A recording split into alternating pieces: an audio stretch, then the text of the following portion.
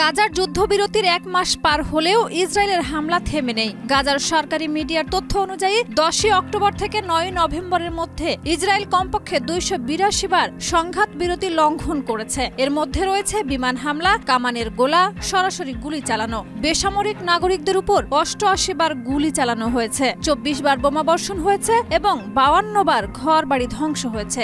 এছাড়া অন্তত সানবিট সব দিবে সামাল। সানবিট ম্যাজিক প্রেস ডিশওয়াশিং এর মাথা ঘোরানো সলিউশন।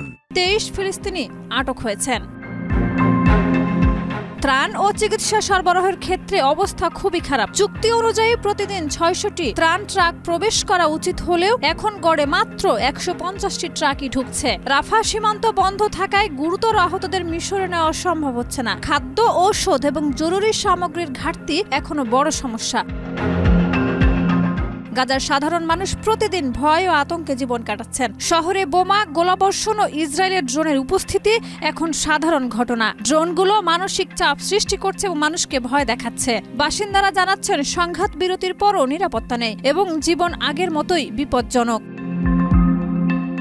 ফিলিস্তিনিরা মনে করছেন সংঘাত বিরতি কেবল গণমাধ্যমে দেখানো হয়েছে, বাস্তবে গণহত্যা থামেইনি। সহায়তা ও নিরাপত্তা না থাকায় তাদের জীবন এখনো বিপজ্জনক ও অস্থির। শাহিদা রুবি, মাই টিভি।